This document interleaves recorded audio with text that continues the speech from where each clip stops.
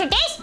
みんなデジモンストーリータイムストレンジャースイッチ版が7月9日に発売されることは知ってるよね。改めてデジモンストーリータイムストレンジャーのあらすじお伝えしていきたいと思います。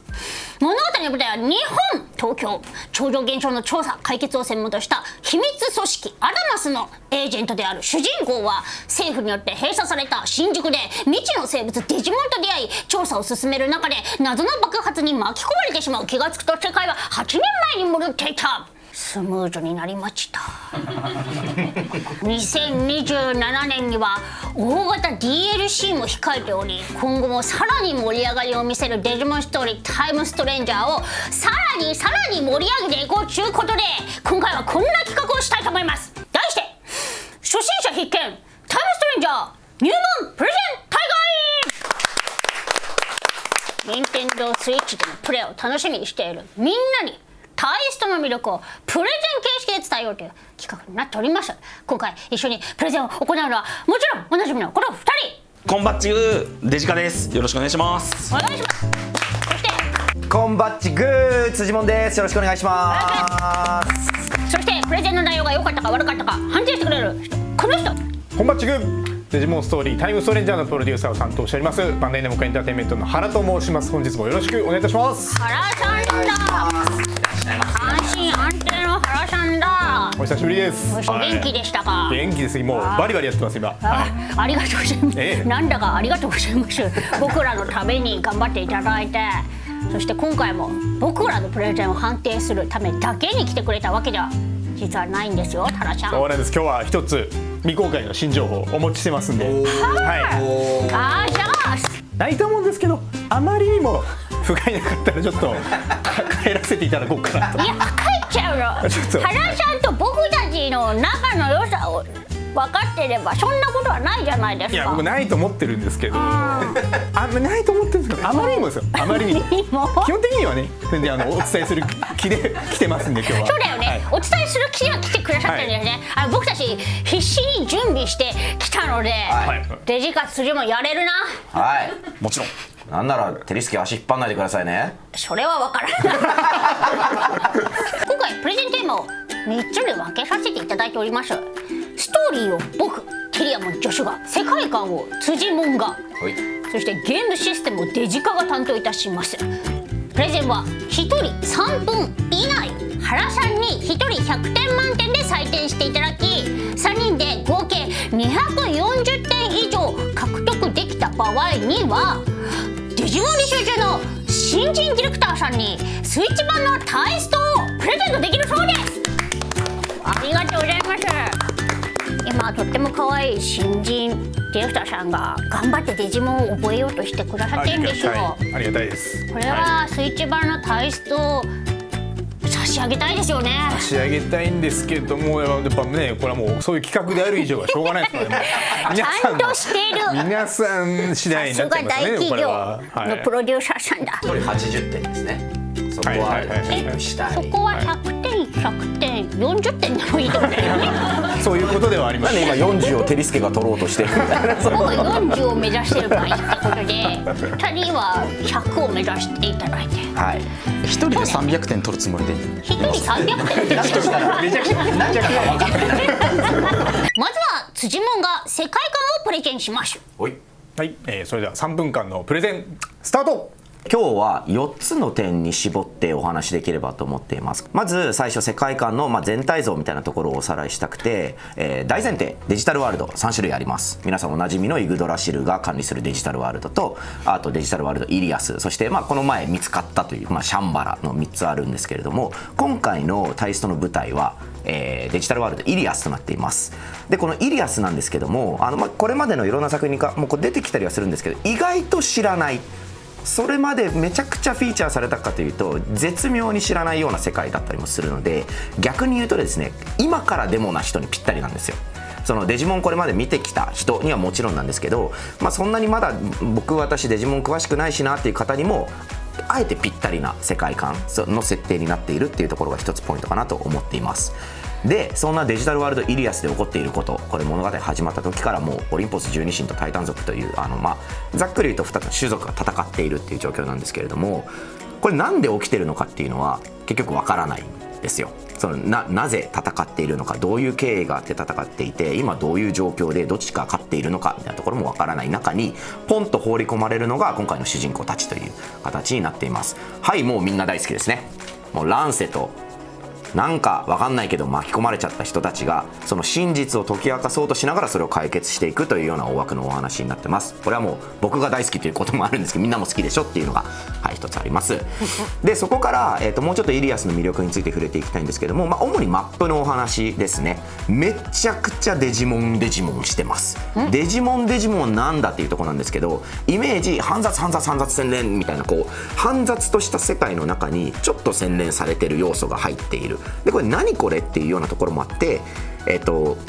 デジタルワールドってなさそうでありそうででもやっぱない表現がこうギュッと詰まっているところが大きな魅力だと思っています。なのでマップこういうところ、セントラルタウンもそうですしアビスエリアもそうですし、いろんなところが現実世界なんだけど実際はなさそうだよねっていうのも詰まっていて、とにかく全てのマップが果てしなくデジモンっぽいっていうところが魅力かなと思ってます。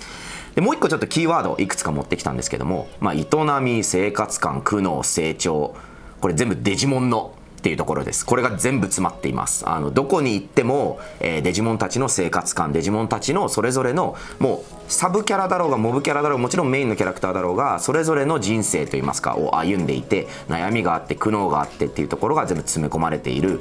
ちゃんと全てのキャラクターが生きているというところが大きな魅力かなと思っています。でデジタルワールドから翻って現実世界の方の魅力もちょっとお話しできればと思うんですけど、もうメインの舞台の新宿はもう信じられないくらい新宿です。でこれどれくらい新宿が新宿かというと、来たことがある人来たことがない人も全員がもうめちゃくちゃ没入できるレベルの作り込みになっていて、以前もテリケンで紹介したんですけども、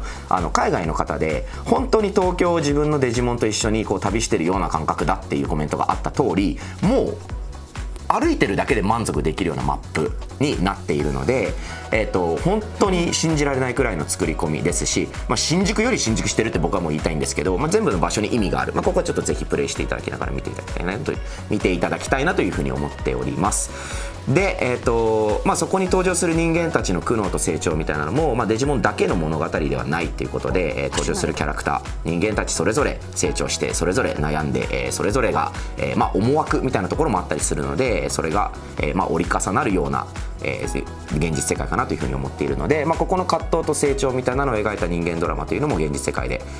楽しめますと。タイムトラベルの魅力みたいなところもちょっとお話したくて、タイムトラベルって、過去に行くか未来に行くかの一択だと思うんですけど、今回行ったり来たりします。でもちろんそれはある目的を達成するために行ったり来たりするっていうんですけど、行ったり来たりすると今自分が何してるんだっけっていうのが絶妙にわからない瞬間僕はあったんですよ。でこの絶妙なっていうのが結構ポイントだと思ってて、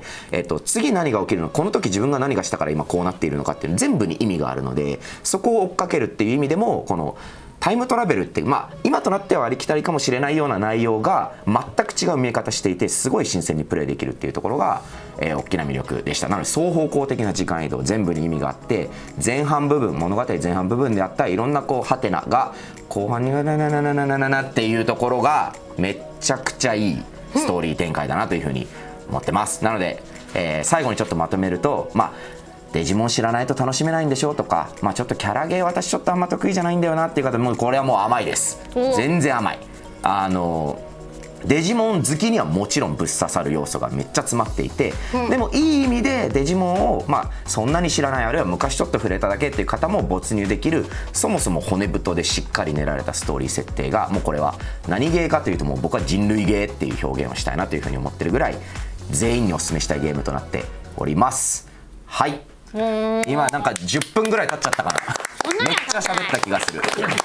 でも熱量の高いプレゼンだったよね。あんまテリスケにフォローされることないが今なんか変な汗かいてきちゃった。はい、ということで原さん採点の方を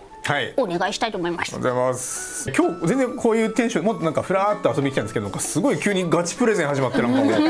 あれと思って、もういいんですよ。はい、辻門さん守護的なのを知ってましたけど、今日もかましてきましたね本当。ありがとうございます。すごい。じゃあ100点ということで。ちょっと時間めっちゃオーバーしてますんでね。いやそうなんですよ。でもちょっと今オーバーしたかもしれないですけど、編集で 1.5 倍速にするんで明らかにそこの僕の声がちょっと高くなってる冒頭に分かりづらいデジタルワールドの構造についてそこからまず冒頭説明を持ってきたのはすごい良かったかなと思ってます。でデジモン初心者の方でもそうなんだっていう、デジタルワールドってなんか1個じゃないんだみたいな、ところから入れたのは良かったかなと。で、そこからいくつか他ポイントあったと思うんですけど、エリアスと人間世界それぞれの魅力に触れていったりだとか、デジモンの生活感成長に触れている、デジモン、知らない人でもいけるよとか、これらのお話って、僕がその過去いくつかのインタビューとかでもお答えさせていただいた内容だったりもしたので、ちゃんとそれが踏襲されてるっていうのはすごい良かったかなと思っています。で、強いて言うならですけど、今回世界観の説明ではありつつも主人公の立場をもうちょっと触れてあげられると、よりその入ってきやすいかなと。構想がある中でポンと放り込まれたとか、時間の行き来があるとか、もうなんでそれやってんのとか、その主人公の画像ありましたけどなんでこんな格好してんのみたいなのが、軽くでもいいから触れられてると、よりスッと入ってきやすいかなっていうところは、スペース警察の話なスペース警察主人公は、超常現象を調査する秘密組織のエージェントとして、日々活躍している、その中でもエース級の2人が、男女の2人になっているので、その任務として、活動中に急にいざこざに巻き込まれるみたいな、そんな流れがあるので、それぐらい本当に簡単な触りだけでも説明できるといいかなというところですね。なるほど、はい、確かに思いました。僕ここさらっと言っちゃったんで。などなどありながら、最終的には点数でいうと、時間オーバーとかもいろいろあって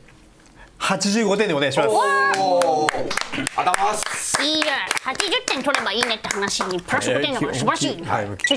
デジカのゲームシステムプレゼンに行きましょう。それでは3分間のプレゼンスタート。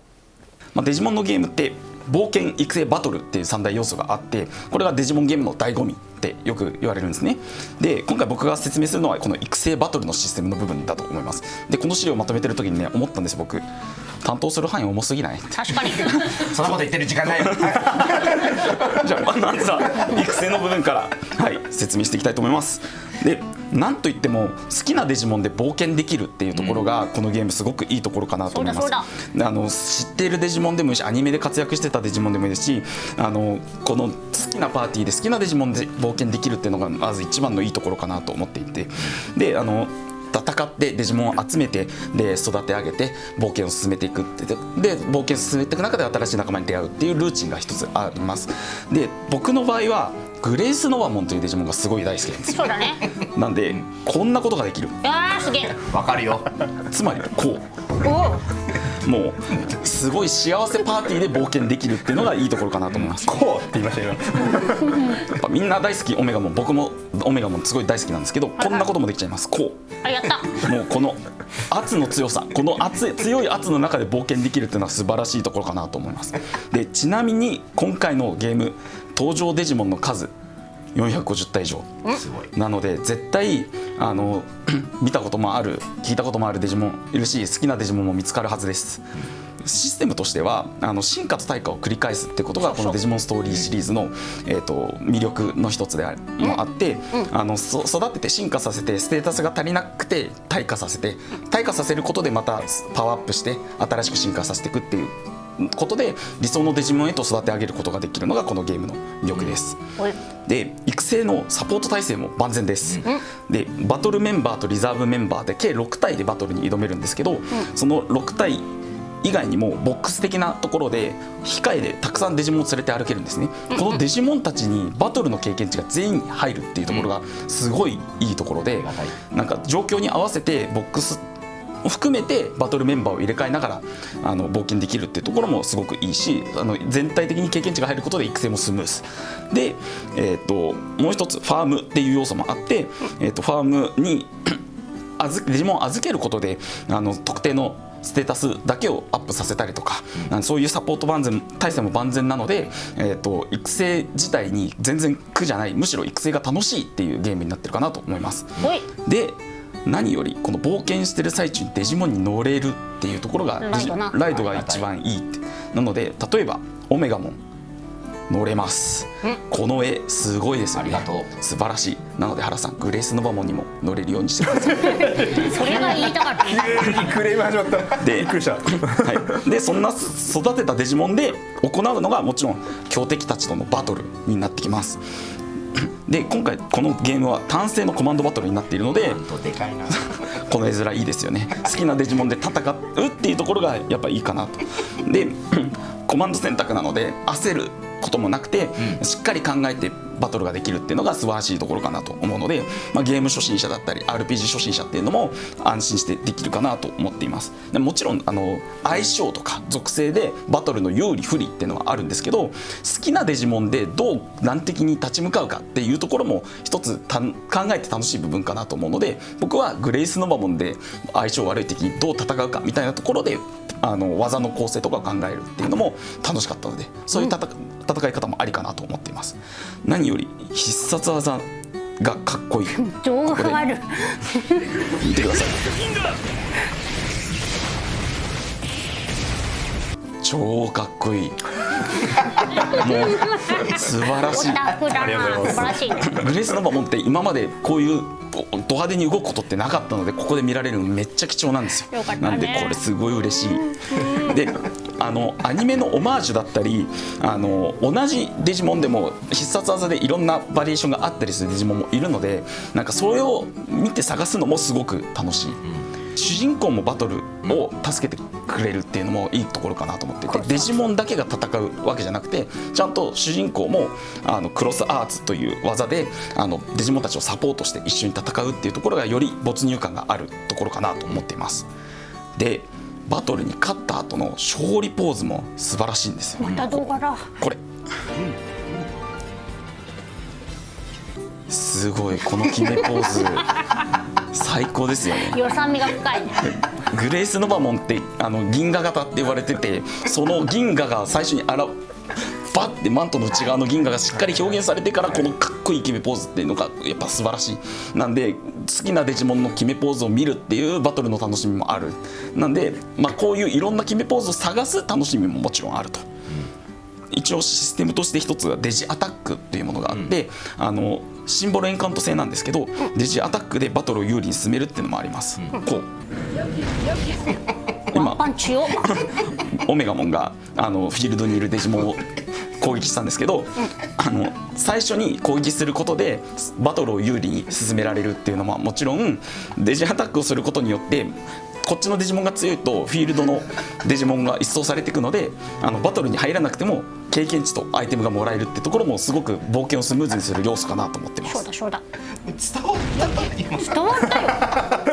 よ。嘘伝わったよ。半端ねえぞ。これデジライド、デジモンに乗りながらでもできるっていうのが素晴らしいところで、こ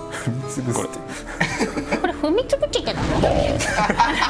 これすっごい気持ちいいんですよ。だからある程度自分のデジモンを育て上げた上でデジライドでどんどんこうなぎ倒しながら冒険を進めていくっていうのも一つちょっと楽しいところだなと思っています。少年すぎる。でバトルしたら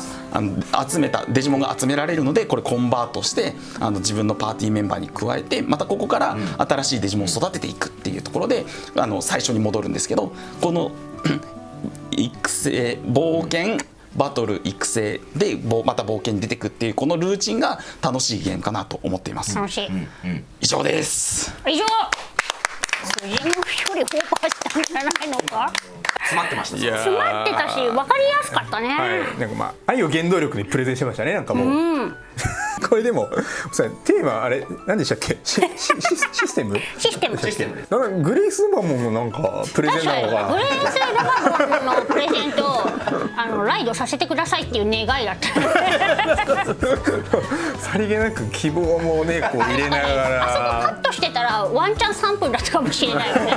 グレースノバモンにも乗れるようにしてください。ターゲットがまずデジモンファンであるっていう前提から、始まっている。で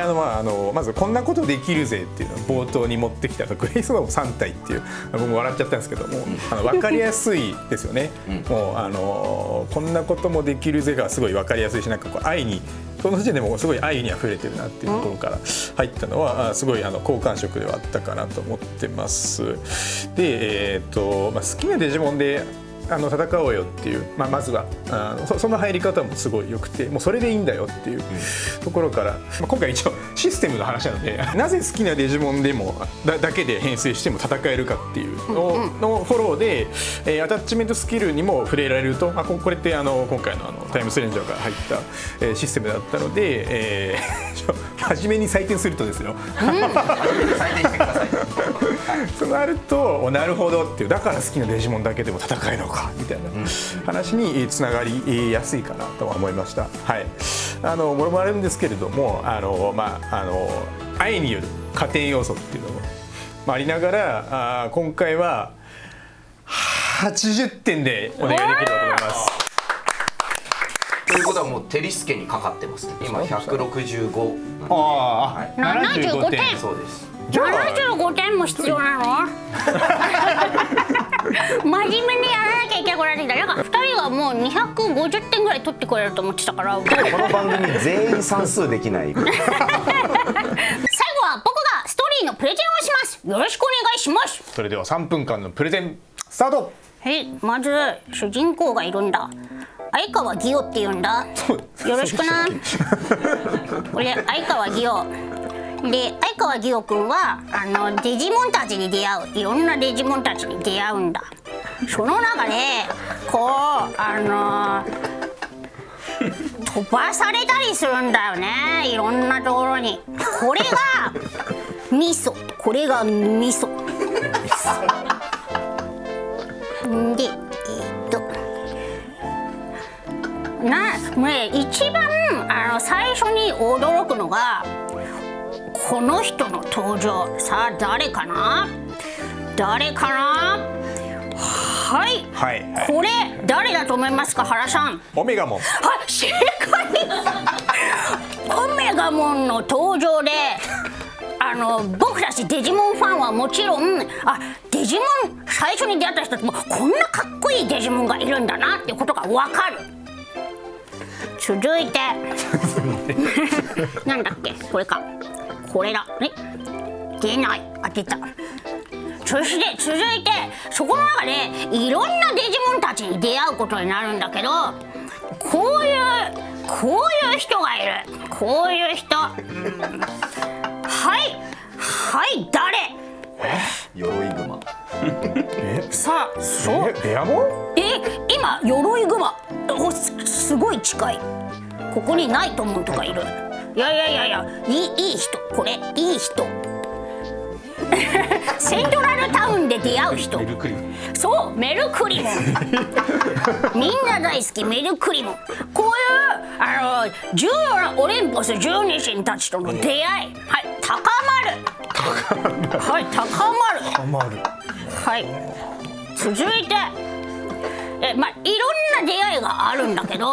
いろんな出会いの中で僕が、好きな出会いの一つ、こういうのがなんとみんな知ってるこんな風になる。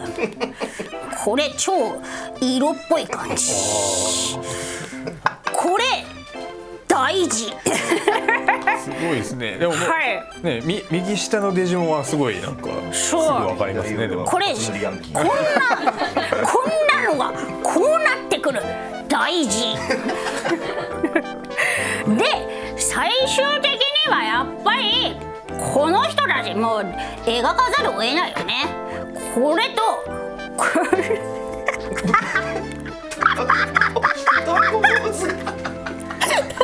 待って、タコボースになっちゃった。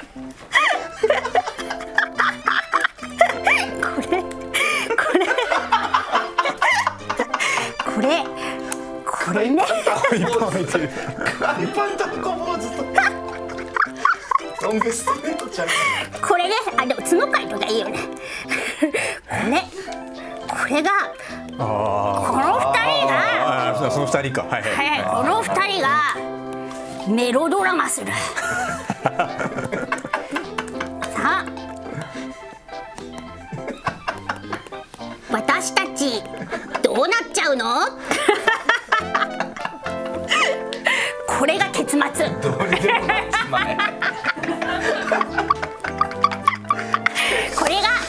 ススケさんトーリはいーいかがですかといかがですか原さんそうですね今回ごめんなさいテリスケが言いたかったのは、はいまあ、デジモンと人間の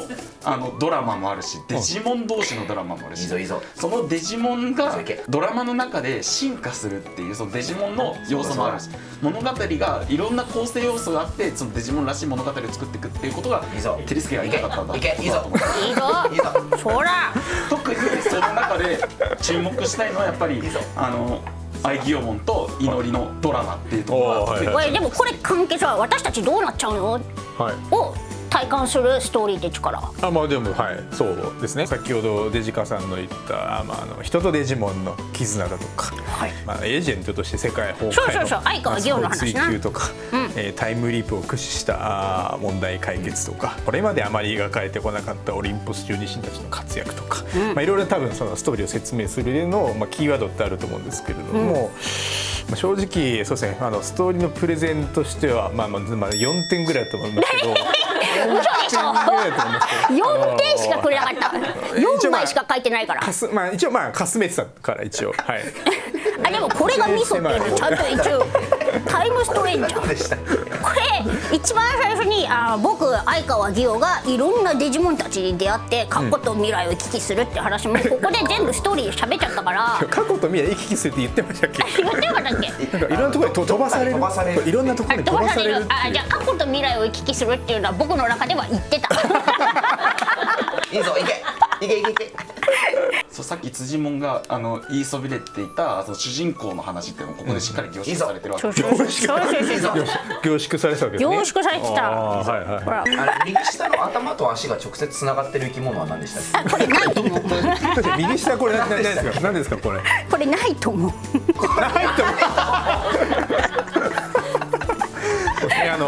入り口で当選簿してますからねそうないと思うがねそう僕がさっき言ったキーワードみたいのってまあ実際ね公式ホームページとか見れば分かる話ではあるんですよね。そうなんですよはい。なんでそういう要点を抑えた綺麗なプレゼンっていうのは優秀な方であればある種替えが利く。そんな中でもテレビデジモンアンバサダーでそうでしょデジモンこれデジモンアンバサダーは唯一無二ありがとうございます型にはまらないプレゼンをすごいしていただけたんじゃないかなと本当に一ユーザー視点で、魅力的だとかを感じたところ覚えてほしいと思ったところを分かりやすく絵で示していただけたということでなんか分かんないけどおもろそうでそれが大事なんか面白い分かんないけどじゃあお金出してもいいかなって思っていただけたらもうそれが100点なんですよもう最終的にはそれが100点ここまでいけてるか分かんないですけどもこの頑張りに免じて最終的にはもう95点を差し上げたいと思います4点からの急なジャンプアップやったどうや2人急に強気になる素晴らしいということでこれ合計はじゃあ合計が60 60点合格やったぜだということでプレゼントしていただけるすごい、はいはい僕と同じポーズしてるディレクターさんもやったーおめでとう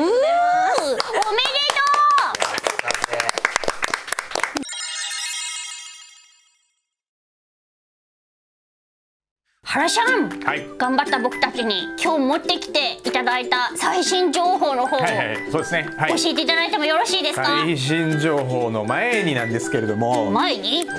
3月のデジモンコンで発表した今後の家庭用ゲームで、はい実装を希望するデジモンランキングありましたね。何位だったか覚えてますか7位でしたなんでそんな残念がってるんですかいや1位だっていいと思ってた往々の皆さんデジモンの皆さんがいらっしゃった中で7位は本当に輝かしい成績でした。いやそうですよ本当たった1体しか投票できないそうなんですアンケートでここまでテリスケ10位に来るとは僕思ってなかったんですよ嘘でしょ少しだって思ってくれよでも言ってましたねまさかのって本当に持ってなくて、日々のアンバサダーでの活躍ですとかそうですよ今回のアンケート企画での検討をたたえましてですねはいこちらの映像をご覧くださいどうぞテリアも今のテリアモンでしたねなんだい進化するのかいガルゴモンかいガルゴもかしらね生まれたということでダイソニーテリアモン女子の実装が決定しました。やったー。いいぞ。これは本当にてーてーです。ありがとうございます。第一にまずもうユーザーの皆様、もうこれがないと始まらないので、本当にまず本当にそうなんだよはい、本当に感謝しかないかなと思っておりま感謝す。続いてバトルの映像をご覧いただければと思います。戦っちゃうのお願いします。やばい。あ、耳パンチ。あら。いや、可愛いね。あ、可愛いね。うわ、可愛いね。うわ。はい、今回第一パッチグー実装させていただきました。こちらが効果としては威力30の無属性の攻撃なんですけれども、一応 100% の確率でですね、相手に何らかのステータスのデバフをかけるという、超強い。はい、なので他のデジモンと組み合わせることでより輝くようなそんな技となっております。おお。すごい。デジモンアンバサダーとしてみんなを支えてる身としてはね、こう協力プレイに貢献できるのは嬉しい。デバフ。ほら、くらえ。あ、すごい砕け散っちゃった。ごめんね。開発陣から一応コメントをいただいておりまして、図鑑説明に記載された技内容を軸に、派手さ、可愛さ、ユーモアでプレイヤブル化をお祝いできればという思いで制作しました。通常攻撃は耳で叩かれたくなるイメージで作成していますと叩かれたくなるコメントいただいてます。すごいな。その人のイメージがこれだったんですね。はい、まだございましてですね、大バッチグーの、ここに至るまでのいくつかパターン作ってまして NG 集映像もございますので、こちらもご覧ください。横投げ。あ、横で投げるバージョン。回転投げ。あ、強そう。バッチから竜巻。はいはいはい。今ちょっと変化が残ってますね。あ、すごい。ブワーンってなってる。外的要因で爆発。どういうことだ。バッチグー。あ、なんか爆弾飛んできてましたね。これ外的要因ちょっと右下に一瞬何かが映ったんですけども、そこを止めていただけるとですね、これアグモン博士だ。正解でございます。あ、やったね。バッジが爆発するのってどういうことみたいになって、だったらじゃあ外的要因で爆発させればいいんじゃないのっていうので、まさかの友情出演。友情出演のアグモ博士が爆弾投げたことにすればいいんじゃないのっていうので案が上がってきたんですけど、あまりにもぶっ飛びすぎててだったら外的要因で爆発させればいいんじゃないの。確かにバッジが爆発するなんてって考えるのは自然なことで、自然なのかもしれないですけど、竜巻を起こるやつは、テリアモンの技が、はいはい、プチツイスター。プチツイスター、はいはいこちらが風なのがそういう解釈もあるかと思いましたけれども、シンプルに爆発の方が派手でいいよねっていうので、はい、今の形とさせていただいております。大バッチグーにもいろいろ開発のね、ね引きこもごもがあったんだね。はい、ここで成仏ということでありがとうございました。本当に素敵な。はい、今日ここでもう終わりだと思ってたんですけれども、はい。なんかですね、もう一個ありましてですね、また勝手にやってくれちゃったんですよ。さすがこれ愛の深い人たち。いいぞ。テリスケ専用の何かをやってくれてます。ということで映像をご覧いただければと思います。お願いします。お、天地系待つな。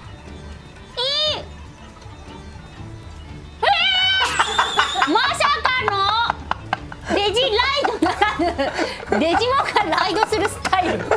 なんでしょうこれ。ヒトライドっていうんですかねこれ。ロックモンに乗りたいとか言ってながら自分で歩けや。これ結果遅い。まだかわいい走れない。はい、走れないです。これはもう出た番長レモンスタイル。パンチョレ重さですねこれ。テリスケとゆっくり街を歩いて回れるというですね、テリスケ専用の特殊デジライトになってます。最高だ。これは可愛すぎるな。開発時はもう日々愛でしか動いてないんです。もうありがて映像は以上になりますね。はい、ありがとうございます。なみに原さんこのはい照り付けは、はいいつどうやったらプレイできるんですか？はい、実はスイッチ版が発売される7月9日付近にですね、PS5、Xbox シリーズ XS、Steam を含む全てのプラットフォームに向けた無料アップデートを予定しておりますですので、テリアモン女子はタイスト全ユーザーの皆様に等しく無料でプレイいただけます。無料だ等しく平等大好きはい、でテリアモンからのモードチェンジになりますのでぜひお手元に今タイスト持ってる方はテリアモンをご用意いただいてその日をお待ちいただければと思います。どうしよう今からまたやんなきゃぜひ、ちゃんとテリアモン100匹ぐらい捕まえよう捕まえるというか作ろうさらに無料アップデートに事前にお知らせしていたグラフィックモードの選択機能も含まれてまして、スイッチ版以外のプラットフォームでもその機能が使用できるようになります。で他にもですねフォトモードの追加だとか、嬉しいその他もろもろの回収要素が入ってますので追って SNS 等でお知らせしていければと思ってます。はい7月9日はスイッチ版のプレイヤーだけじゃなくて全タイストプレイヤーが熱狂できる日になっちまいそうだね。もう楽しみでしょうがないちゅうことで原さんありがとうございました。ありがとうございました。そしてプレゼンを一緒にしてくれた2人からも視聴者に一言ずつお願いしましょう。4月9日乞うご期待お前は何者なんだ。ありがとうございました開発側なのデジカシャンこの日は会社を休みます。それはここで公言して大丈夫か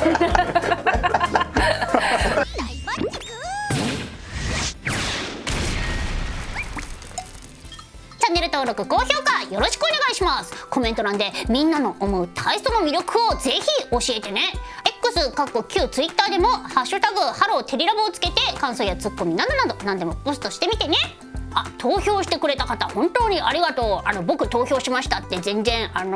つぶやいていただいて構いませんのでそしたら僕心からいいねっていう気持ちを送ります。今日はこの言葉でお別れです。さあみんなあの時の映像を思い浮かべるんだ。大バッチグーバイバイ。7月9日楽しみだな。